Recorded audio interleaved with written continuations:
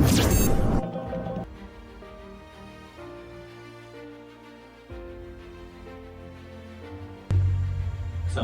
warahmatullahi wabarakatuh. Perkenalkan, nama saya Fauzan Akbar, SKM MKM.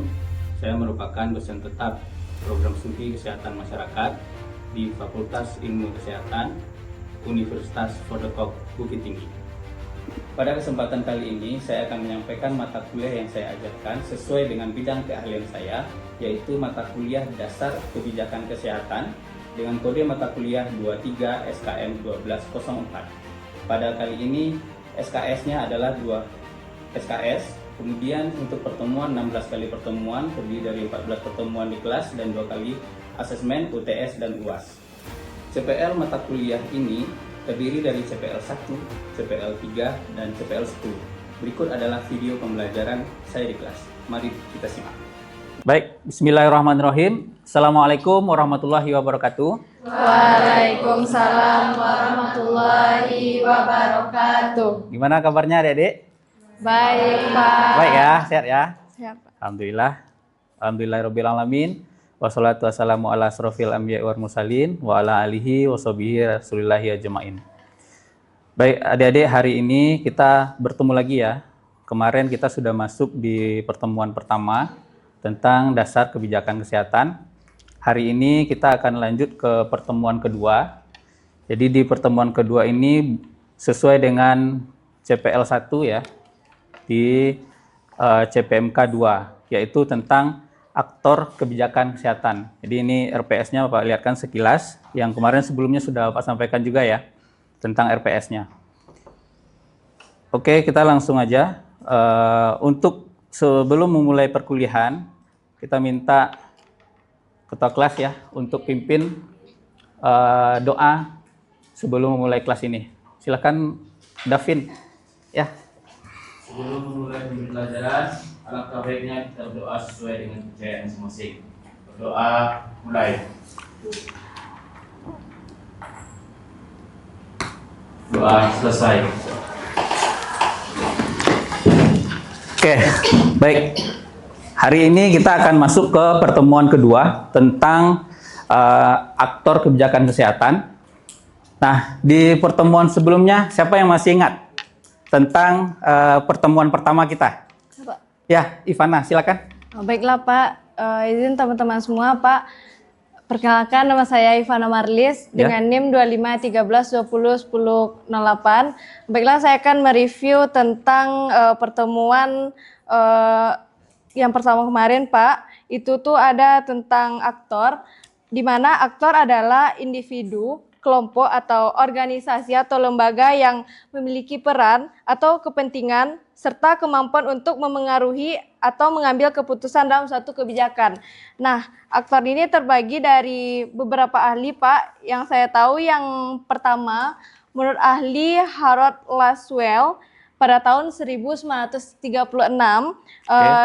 aktor ini didefinisikan sebagai orang atau kelompok yang melakukan dan mengisi tindakan yang relevan untuk menganalisis kebijakan.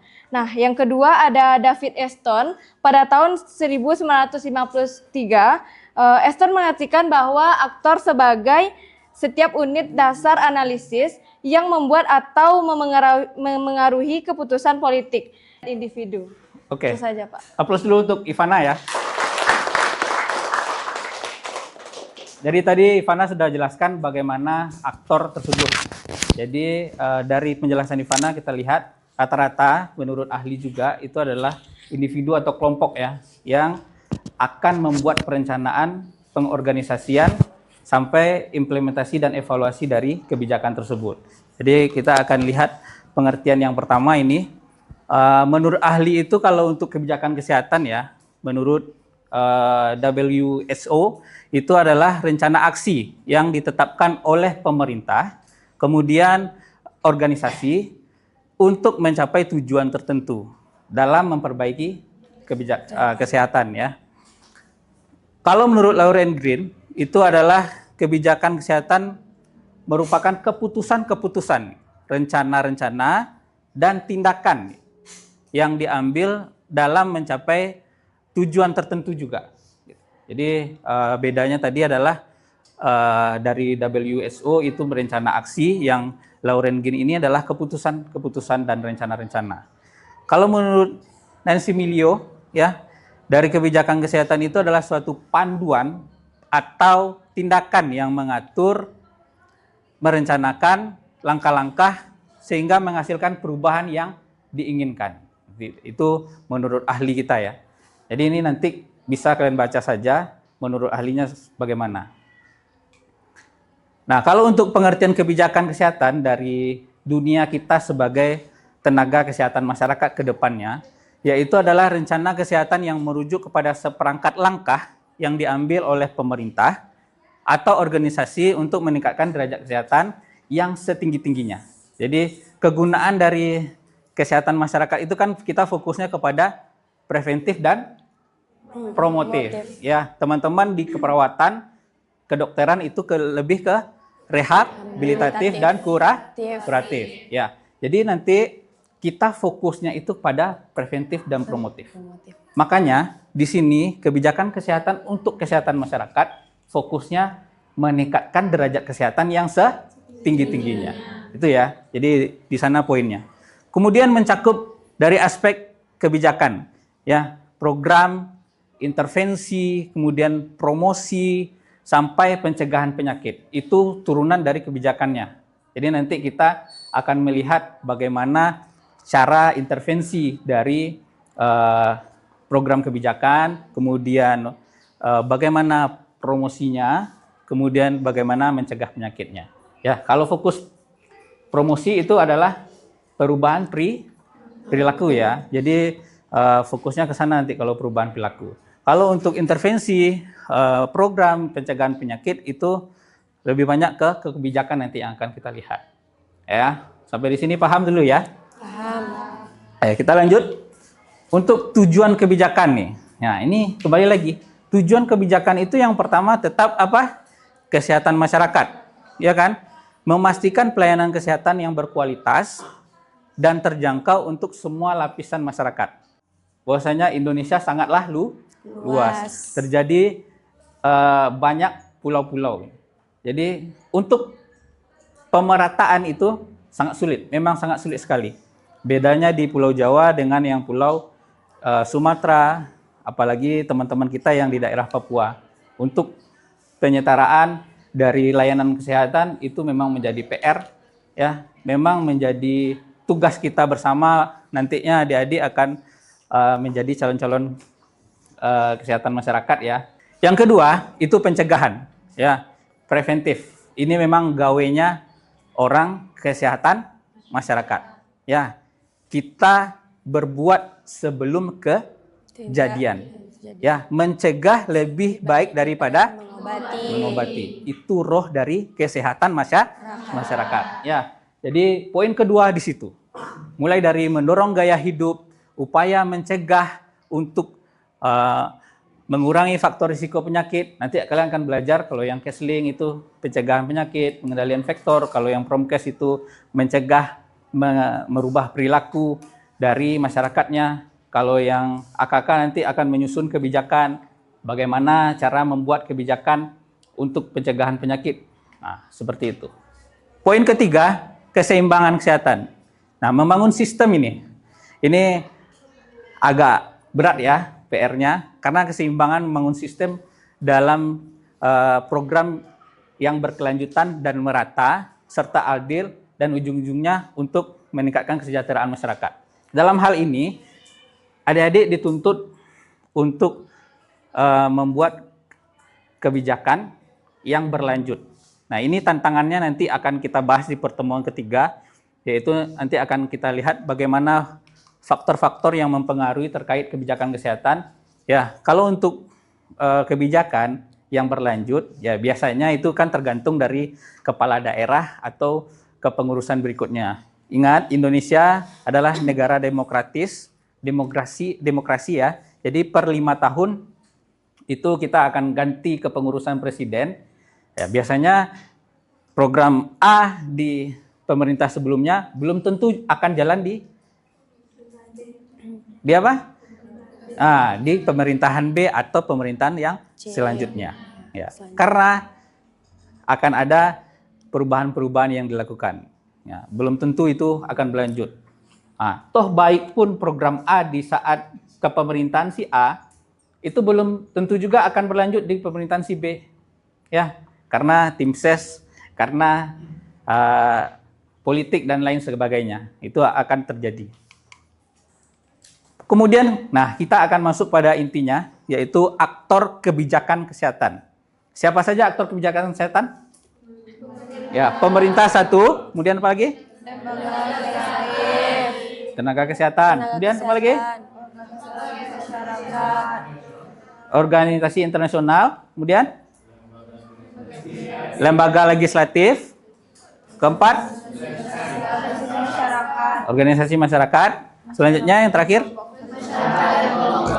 Masyarakat atau kelompok kepentingan. Ya. Jadi dalam aktor kebijakan tentu di Indonesia adalah pemerintah. Ya. Apa tugas pemerintah di sana? Beliau ini menetapkan dan melaksanakan. Ya. Jadi dalam pemerintah itu menetapkan dan melaksanakan. Kemudian yang kedua itu adalah lembaga legislatif. Ya. Ada yang bercita-cita jadi anggota dewan enggak di sini? Ada. Nggak ada? Ada. Wah, biasanya mahasiswa itu agent of change ya, penyampaian untuk aspirasinya ini harus sampai itu. Kalau kalian mau melakukan protes terhadap masyarakat, terhadap kepemerintahan, atau melakukan aksi terhadap pemerintah melalui siapa? DPR. Nah, ini dia. Yang nomor 2 itu adalah lembaga legislatif adalah DPR, DPRD. Ya, MPR tingkat tingginya. Jadi mereka lah yang menampung sebagai wadah aspirasi dari masyarakat. Ya, beliaulah yang menyampaikan kepada pemerintahan atau lembaga eksekutifnya, itu pemerintah. Kemudian yang ketiga adalah tenaga kesehatan dan organisasi profesi. Siapa yang tahu organisasi profesi Kesmas? Ada yang tahu? Sengaja Bapak tidak buat di slide tuh. Ada yang masih ingat siapa nama organisasi profesi di Kesmas? IAKMI. Salah satunya adalah IAKMI. Kemudian ada juga Persakmi. Beliaulah perpanjangan tangan dari kesehatan masyarakat di tingkat nasional. Kalau anda saat sekarang ini sebagai mahasiswa, itu ada ikatan senatnya apa namanya? ISMKMI. Ikatan Senat Mahasiswa Kesehatan Masyarakat Indonesia. Ya, jadi itu adalah OP-nya kita. Rumpun ilmunya kita di sana, ya. Kemudian yang keempat itu adalah organisasi masyarakat dan LSM. Nah, ini perlu juga kita minta pendapat kepada mereka karena merekalah yang tahu bagaimana kondisi di lapangan. Kita minta pendapat LSM, lembaga swadaya masyarakat juga, organisasi masyarakat juga, pemuda, ya, kemudian Bundo Kanduang kalau di Minang itu ya, Nenek Mama itu diminta pendapatnya bagaimana kondisi saat sekarang ini di lapangan. Yang kelima itu adalah organisasi internasional. Kalau kita sebut kita yang dari kesehatan itu adalah WHO, kalau biasanya yang sebut WHO ya. Kemudian yang keenam adalah masyarakat dan kelompok kepentingan. Nah, ini juga orang yang sangat berpengaruh terhadap kita menentukan kebijakan, ya, bagaimana kita melihat di lapangan, mulai dari ya yang seperti Bapak bilang tadi adalah orang-orang penting di sana, tokoh-tokoh masyarakatnya, wali nagari, corong ya, kalau di kota itu ada kelurahan, ada RT RW, itu kita panggil orang-orang yang berpengaruh untuk memberikan input atau masukan kepada kita pemangku kebijakan. Ya. Jadi kolaborasi dan partisipasi aktif aktor ini sangat penting. Jadi semua ini dia sangat berperan ya. Jadi mereka ini adalah orang yang berkolaborasi terhadap kebijakan kesehatan. Bagaimana kolaborasinya tergantung dari kita yang akan membuat kebijakan. Ya, kita undang mereka, kita berikan masukan atau kita minta masukan dari mereka gitu. Kita lanjut. Sampai di sini ada pertanyaan dulu? Izin Pak. Ah ya, Zaskia, silakan. Izin perkenalkan, nama saya Zaskia Susla dengan NIM 2513201042. Ya. Izin bertanya Pak mengenai segitiga kebijakan. Dalam segitiga kebijakan itu ada 4 komponen ya, yaitu Ya. ada aktor, konteks, proses, dan isi kebijakannya. Oke. Yang saya tanyakan ini komponen mana yang paling menentukan keberhasilan suatu kebijakan dan jelaskan mengapa. Oke, siap. Kita akan masuk di segitiga kebijakan ini. Ya. Ada konten, ada konteks, proses, dan aktornya. Tadi kita sudah bahas itu aktor. Jadi ini Bapak mau tuliskan secara ini ya. Ini adalah segitiga kebijakan. Ada seperti yang ditulis sana, konteks. Kemudian di sini ada konten. Sini ada apa lagi? Proses. Dan di tengahnya adalah aktor. Oke, di poin aktor itu kita sudah bahas tadi bahwasanya orang yang terlibat itu adalah pemerintahan. Ada 6 poin tadi di slide sebelumnya. Kemudian ada LSM dan yang lainnya. Nah, kalau pertanyaan Zaskia tadi sangat bagus ya. Ada konteks, konten, dan proses. Ya. Kemudian kita bahas dulu pertama konten dulu. Konten itu adalah substansi dari isi dari kebijakannya itu apa? Ya, isinya kebijakan itu apa? Ini isi dari kebijakan. Konten, apa yang akan dibahas?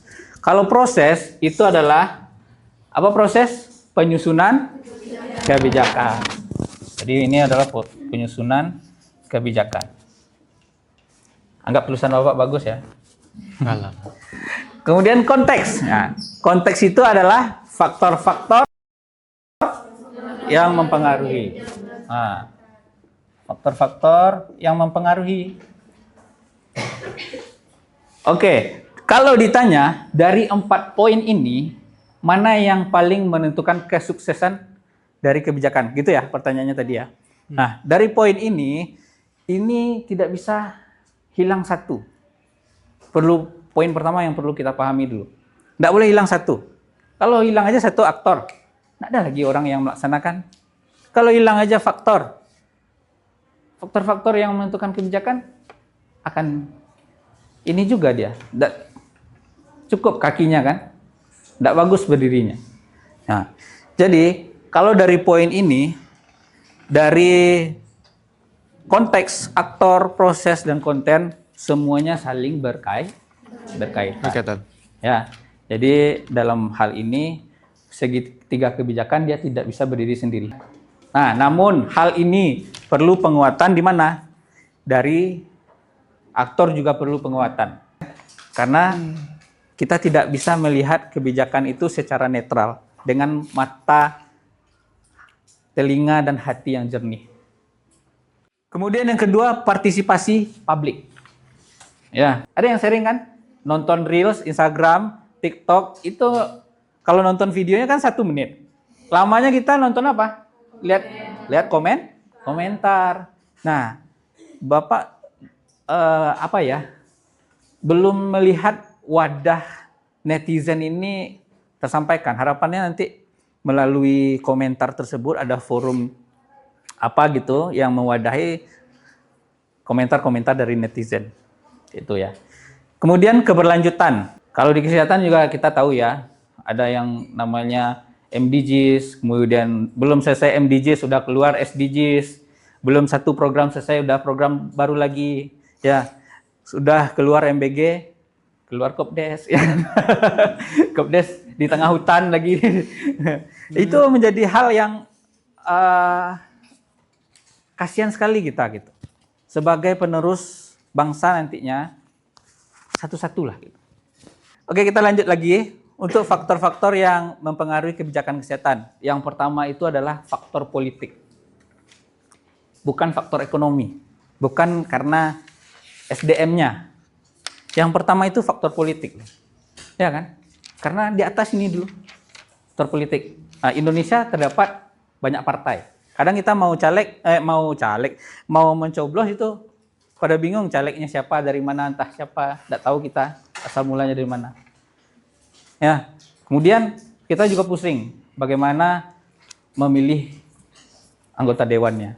Nah, itu faktor politik sangat mempengaruhi.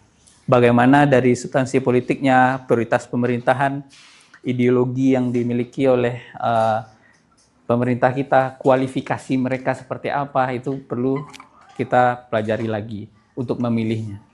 Kemudian faktor ekonomi. Nah, kalau dalam program itu adalah ada 3 poin, ada money, method. Ya kan? Ada orangnya, ada uangnya, ada metodenya seperti apa. Ya kan? Makanya faktor ekonomi, ketersediaan dana itu penting. Ya kan? Hari ini kalau tidak ada dana, program tidak jalan.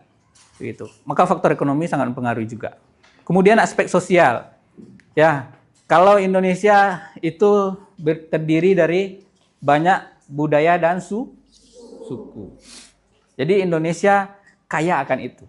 Makanya faktor aspek sosial, aspek budaya itu sangat penting. Bahkan di dalam kurikulum pun ada bahasan yang berbasis budaya malah. Ya kan? Budaya Minang, budaya Jawa, itu baru pulau itu. Minang itu berapa suku, ya kan? Kemudian dari suku tersebut budayanya seperti apa, beda-beda pula lagi kan? Lain lubuk, lain ikannya. Kemudian yang terakhir adalah perkembangan teknologi. Hal yang sangat tidak bisa kita pungkiri. Semua serba digital sekarang.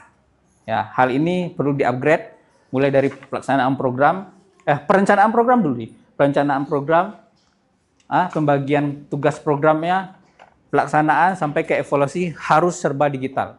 Malahan saat sekarang ini kader itu udah pakai HP kan untuk mendata. Ada yang pernah lihat kader yang datang ke rumahnya? Itu udah pakai HP, online semua itu. Ya kan? Nggak ada lagi pakai kertas-kertas. Kayak kertas tercecer di jalan dah hilang datanya, pusing. Ya kan? Tapi kalau udah online udah masuk orang puskesmas, dinas, kabupaten, kota sampai ke provinsi itu sudah bisa lihat datanya langsung.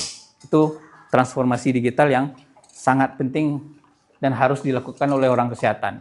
Ya, jadi nantinya Anda jangan tidak boleh apatis terhadap teknologi. Ini segitiga kebijakan yang tadi Bapak bilang. Yang ditanyakan Zaskia. Mungkin ada pertanyaan berikutnya? Zaki, Pak, silakan.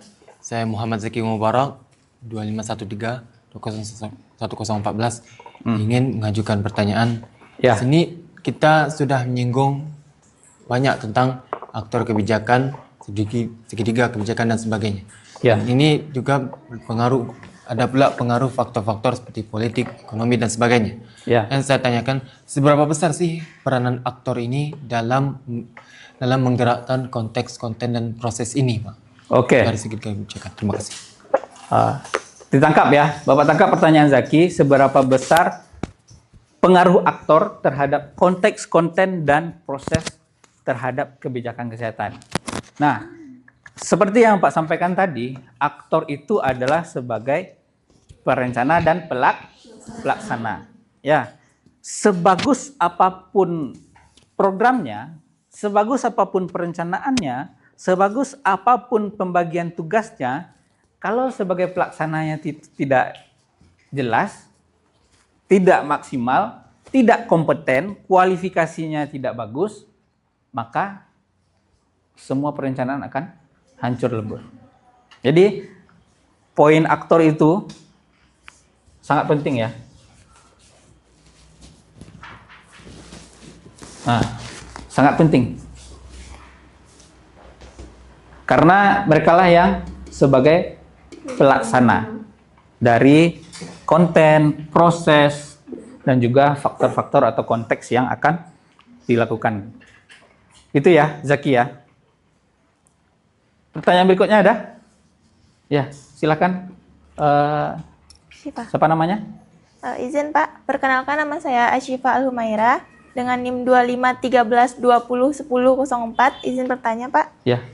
Mengapa suatu kebijakan yang telah dirancang dengan baik tetap bisa gagal diterapkan?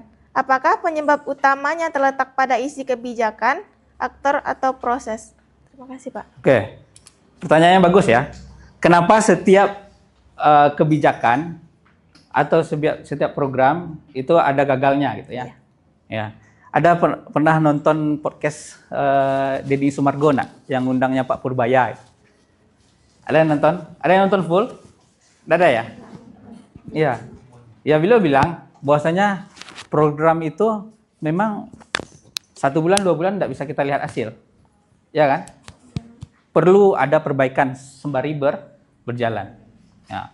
Dalam hal ini artinya program yang bisa kita lihat hasilnya itu tergantung dari konten, ya, tergantung dari isi kebijakannya itu apa, kontennya itu, konten kebijakannya itu apa, ya. Kalau kita lihat, ini nanti Pak contohkan stunting ya. Kalau mau lihat stunting itu nggak bisa sebulan 2 bulan, 3 bulan, 3 bulan, semester sampai tahun gitu kan. Yang mau dilihat itu tumbuh kembang anak. Ya kan? Nggak bisa. Nah, jadi untuk pertanyaan dari Siva tadi ya, kok ini tergantung dari kontennya dan prosesnya. Bagaimana penyusunan terhadap kebijakan kesehatan. Nah, termasuklah salah satu yang sangat tren sekarang itu adalah MBG ya. Dari proses MBG tentu awal-awal banyak yang keracunan, kemudian awal-awal ada yang mengkaitkan tentang stunting, padahal dalam hal ini ya stunting bukan hanya MBG gitu kan untuk mengatasi, dan malahan stunting itu 1000 hari pertama. Yang dikasih itu adalah ibu hamil dan anak yang 1000 hari pertama itu. Nah, yang dikasih anak SD, SMP dan sampai SMA. Untuk program stuntingnya mana? Kan enggak ada. Di situ enggak ketemu. Itu ketemunya di proses penyusunan. Siapa ini sasaran? Nah, pasti dalam suatu kebijakan ada errornya, kemudian ada perbaikan segera gitu. Harus dilakukan. Makanya perencanaannya harus dilakukan secara matang. Gitu. Ini adalah contoh kebijakan kesehatan. Jadi ini terakhir ya, slide terakhir. Ini Bapak contohkan tentang stunting. Hal ini nanti adik-adik tugasnya adalah membuat segitiga kebijakan. Ya, kita kumpulkan di minggu besok sekalian Bapak tanya, yaitu menyangkut konteks, konten, proses dan aktornya. Jadi ini adalah salah satu contoh segitiga kebijakan tentang stunting. Jadi mulai dari kontennya itu adalah tujuannya menurunkan prevalensi stunting, kemudian aktor itu adalah pemerintahan, puskesmas, dinas kesehatan yang terkait, itu aktor yang terlibat, kemudian proses itu mulai dari identifikasi masalah, perumusan agenda kebijakan, sampai terakhir itu adalah yang perlu kalian bikin rekomendasi kebijakan. Ya, apa hal yang harus dilakukan. Ada lagi pertanyaan? Cukup, tugasnya jelas ya? Oke, terima kasih banyak atas waktunya. Wabillahi taufiq wal hidayah, banyak maaf. Wassalamualaikum warahmatullahi wabarakatuh. Waalaikumsalam warahmatullahi wabarakatuh. Tepuk tangan dulu, Pak.